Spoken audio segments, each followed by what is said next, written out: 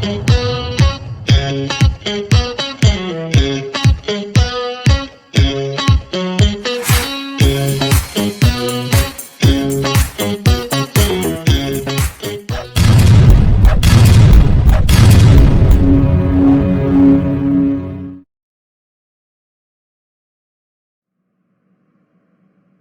everybody. Today we have meeting with one of the best bariatric surgeon in the world. Welcome, Doctor. Welcome to you and to all watchers. Doctor. In this video we will continue to talk about bariatric surgery complications. But today we'll talk about Roux-en-y gastric bypass complications. Doctor. Roux-en-y gastric bypass is the creation of a small gastric pouch and an anastomosis to a limb of jejunum that bypasses 75 to 150 centimeters of small bowel, thereby restricting food and limiting absorption. This procedure is the most common weight loss procedure performed. Complications of bypass surgery are diverse and vary based upon the specific technique. Some complications are relatively specific to the surgical approach, open versus laparoscopic. Certain complications are seen during the early postoperative periods, while others may present weeks to months following the surgery. Doctor. What about gastric remnant distension after bypass surgery? Gastric remnant distension is a rare, but potentially lethal complication following gastric bypass. The gastric remnant is a blind pouch and may become distended if paralytic ileus or distal mechanical obstruction occurs postoperatively. Iatrogenic injury to vagal fibers along the lesser curvature may also contribute, possibly by leading to impaired emptying of the bypassed stomach. Progressive distension can ultimately lead to rupture, spillage of massive gastric contents, and subsequent severe peritonitis. The combination of the large size of inoculum, liters, and the injurious contents, acid, bile, pancreatic enzymes, and bacteria makes this complication much more serious than leakage occurring at the gastrojejunostomy. Clinical features include pain, hiccups, left upper quadrant tympany, shoulder pain, abdominal distension, tachycardia, or shortness of breath. Radiographic assessment may demonstrate a large gastric air bubble. Treatment consists of emergent operative decompression with the gastrostomy tube or percutaneous gastrostomy. Immediate operative exploration and decompression are required if percutaneous drainage is not feasible, or if perforation is suspected. Although gastrostomy is not performed routinely by most surgeons at the initial gastric bypass operation, drainage of the gastric remnant can prevent this rare, but sometimes fatal complication. Routine gastrostomy should be considered in the elderly, super-obese patients, patients with diabetic gastropathy, and as part of revisional surgeries where gastric emptying may be delayed. Doctor. What about stomach stenosis after bypass surgery? Stomach anastomotic stenosis has been described in 6 to 20% of patients who have undergone bypass surgery. The etiology is uncertain, although tissue ischemia or increased tension on the gastrojejunal anastomosis is believed to have a role. The stomach stenosis rate is higher in bypass surgery and may be related to the use of the small diameter circular staplers by many surgeons, which is now losing favor. Patients typically present several weeks after surgery with nausea, vomiting, dysphagia, gastroesophageal reflux, and eventually an inability to tolerate oral intake. The diagnosis is usually established by endoscopy or with an upper gastrointestinal series. Endoscopic balloon dilation is usually successful. Repeat dilation sessions may be required for some patients. The complication rate for dilation is approximately 3%. Careful communication between the endoscopist and the surgeon regarding the details of the original operation is important to minimize the risk of endoscopic complications. Surgical revision, required in less than 0.05% of patients, is reserved for those who have persistent stenosis despite repeated dilations. Doctor. What about marginal ulcers after bypass surgery? Marginal ulcers have been reported in 0.6 to 16% of patients.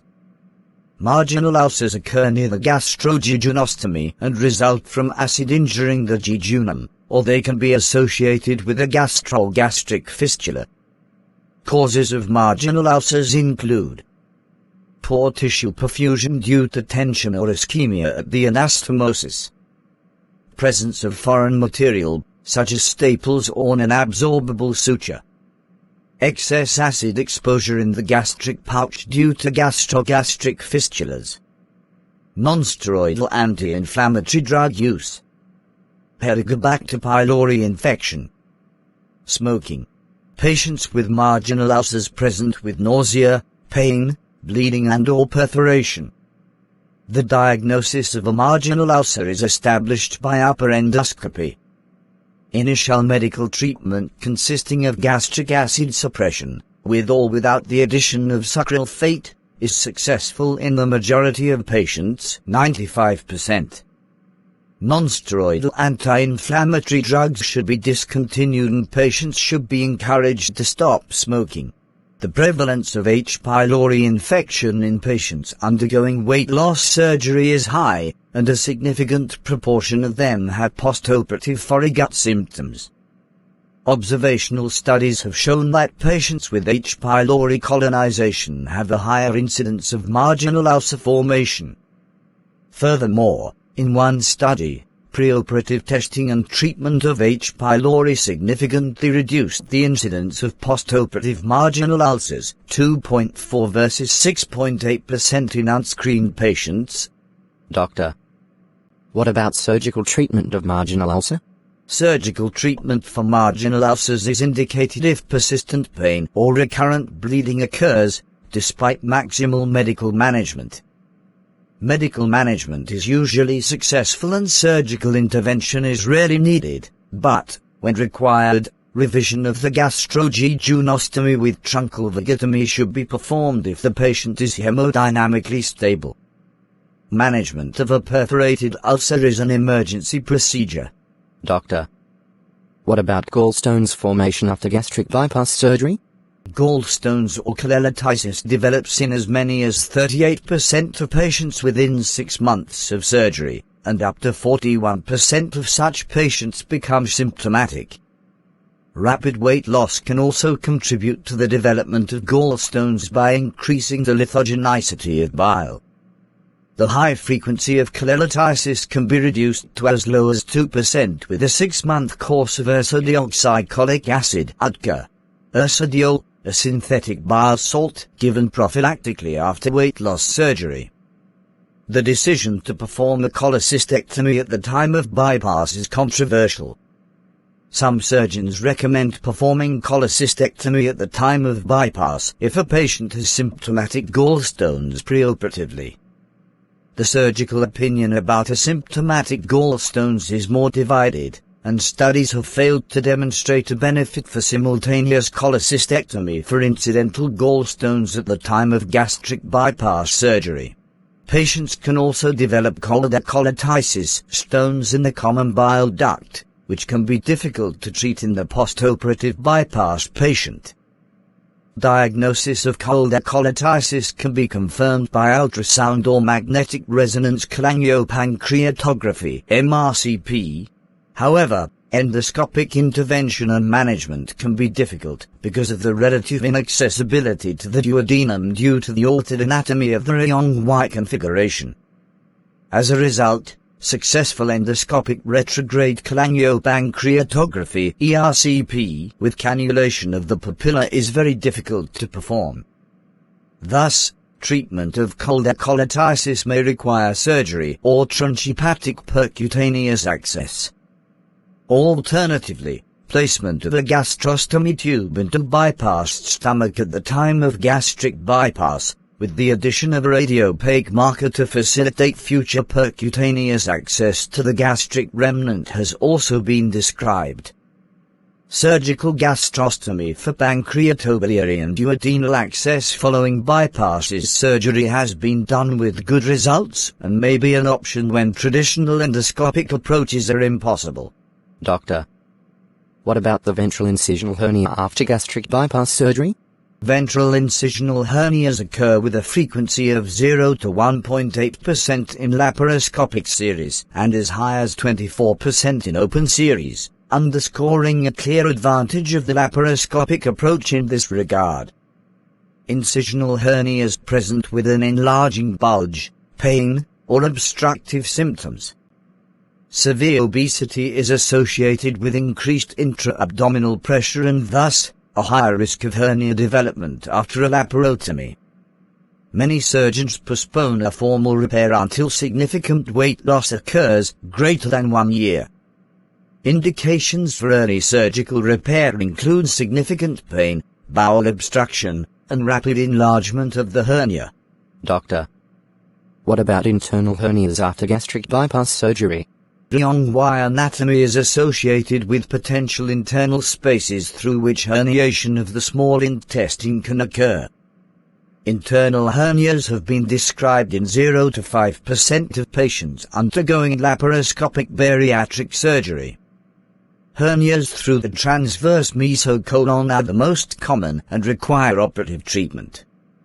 3 potential areas of internal herniation are between mesenteric defect at the jejunojejunostomy, the space between the transverse mesocolon and relim mesentery, Peterson's hernias, the defect in the transverse mesocolon if the relim is past retrocolic. To reduce the incidence of internal hernias, all areas of potential herniation should be closed with non-absorbable sutures. In one study, the small bowel obstruction rate was decreased from 6 to 3% when all such defects were closed. Internal hernias can be intermittent and, therefore, difficult to detect radiographically. Several studies have shown that the mesenteric swirl sign on computed tomography (CT) scan is the best indicator of an internal hernia following gastric bypass. The mesenteric swirl sign shows a swirled appearance of mesenteric vessels or fat at the root of the mesentery. This finding is easily recognized by experienced radiologists, with high inter-observer agreement and high sensitivity 78 to 100% and specificity 80 to 90%. If a patient is suspected to have an internal hernia as the etiology of abdominal pain, urgent surgical exploration is indicated, as a strangulated hernia may require extensive small bowel resection and potentially result in the development of short bowel syndrome. Doctor, what about short bowel syndrome after bypass surgery? Gastric bypass surgery and other bariatric procedures can be complicated by short bowel syndrome (SBS) that result from small bowel resections for internal hernias or bowel obstruction from adhesions. In a retrospective review of 265 patients, 11 developed SBS following bariatric surgery. In some cases, this complication may require intestinal transplantation. Doctor, what about dumping syndrome after gastric bypass surgery? Dumping syndrome can occur in up to 50% of post-gastric bypass patients when high levels of simple carbohydrates are ingested. Dumping may contribute to weight loss in part by causing the patient to modify his or her eating habits. There are 2 types of dumping syndrome, early and late. Early dumping syndrome has a rapid onset, usually within 15 minutes. It is the result of rapid emptying of food into the small bowel. Due to the hyperosmolality of the food, rapid fluid shifts from the plasma into the bowel occur, resulting in hypertension and a sympathetic nervous system response. Patients often present with colicky abdominal pain, diarrhea, nausea, and tachycardia. Patients should avoid foods that are high in simple sugar content and replace them with a diet consisting of high fiber, complex carbohydrate, and protein-rich foods. Behavioral modification, such as small, frequent meals, and separating solids from liquid intake by 30 minutes, are also advocated. Usually, early dumping is self-limiting and resolves within 7 to 12 weeks. Late dumping syndrome is a result of the hypoglycemia and the subsequent insulin response leading to hypoglycemia that occurs 2 to 3 hours after a meal. Patients present with dizziness, fatigue, diaphoresis and weakness. The treatment is similar to early dumping syndrome. Doctor, what about metabolic and nutritional derangement after gastric bypass surgery? Metabolic and nutritional derangements are common in severely obese patients and can be exacerbated after bariatric surgery, making postoperative lifelong compliance with appropriate dietary choices and vitamin supplementation imperative. Decreased oral intake as well as altered absorption of food from the stomach and small bowel reduces absorption of various micronutrients, particularly iron, calcium, vitamin B12, thiamine and folate. Hyperoxaluria and nephrolysis have been reported following Roux-en-y gastric bypass surgery. Doctor, what about postoperative hypoglycemia? A small number of patients develop blackouts and seizures after weight loss surgery due to a severe form of recurrent hyperinsulinemic hypoglycemia. Pancreatic acidoblastosis has been proposed as a mechanism for the pathologic finding of beta islet hypertrophy in these patients, although a few cases of insulinomas have been found. Gastric bypass-induced weight loss may unmask an underlying beta cell defect or contribute to pathological islet hyperplasia. A wide variety of clinical approaches have been proposed to address severe hypoglycemia after gastric bypass. We suggest beginning with simpler and safer interventions. Most patients with symptomatic hypoglycemia respond well to dietary modification, low-carbohydrate diet. Those patients that are refractory to a low-carbohydrate diet can be treated with the alpha-glucosidase inhibitor acarbose. Based on the theory that severe, disabling hypoglycemia after gastric bypass surgery occurs in a subset of patients with loss of gastric restriction, with resultant rapid food passage and absorption, restoration of gastric restriction can result in symptom resolution. Gastric restriction can be restored by surgical placement of a stylistic ring or an adjustable gastric band around the pouch. In one series, symptoms resolved in 11 of 12 patients with this approach. Subtotal pancreatectomy or total pancreatectomy has been recommended by some surgeons to control hypoglycemia. This should be reserved for patients who are refractory to less radical interventions. Doctor, what about change in bowel habits after gastric bypass surgery? Loose stool and diarrhea are more common after bilipancreatic surgery and gastric bypass surgery. Constipation is more common after gastric banding. In a study of 290 severely obese patients undergoing bariatric surgery, 126 underwent gastric bypass surgery. Bilipancreatic diversion was performed in 103 patients, and 61 patients had gastric banding. After gastric bypass surgery, the proportion of patients with loose stools, diarrhea or frequent flatus increased significantly, 46 versus 8% preoperatively. After bilipancreatic diversion, 55% of the patients reported an increase in loose stools or diarrhea or frequent flatus versus 8% preoperatively. Conversely, after gastric banding, 39% of patients complained of constipation. Steatorrhea and more frequent stools can occur with excessive fat intake. In addition, these symptoms can be due to subclinical lactose intolerance, which is only recognized when dairy products are used in an effort to achieve adequate protein intake after bariatric surgery. Doctor, what about failure to lose weight and weight regain after gastric bypass surgery? Failure to lose weight following Roux-en-y gastric bypass is rare, and is often due to maladaptive eating patterns during the early postoperative period. On the other hand, significant late weight regain occurs in up to 20% of patients, especially those with superobesity (BMI greater than 50) at the time of the initial operation. It is often due to progressive non-compliant eating and other behavioral habits, development of a functional gastrogastric fistula, gradual enlargement of the gastric pouch, or dilatation of the gastrojejunal anastomosis. A gastrogastric fistula can also be the cause of weight gain. A gastrogastric fistula is seen when a channel develops between the gastric pouch and the excluded stomach remnant, allowing ingested food to enter the bypass for a gut, stomach and duodenum.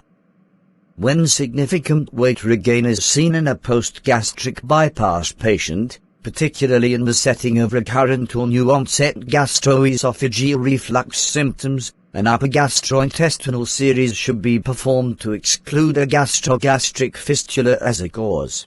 In the early days of gastric bypass, surgeons stapled the stomach without completely dividing the gastric remnant from the pouch.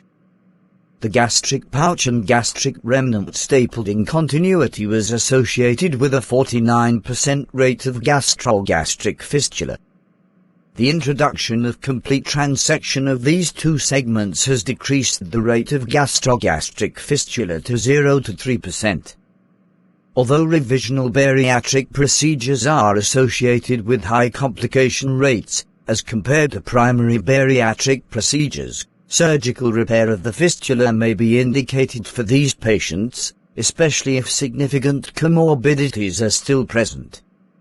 In experienced hands, even laparoscopic revisions can be performed safely with an acceptable complication rate of about 22%.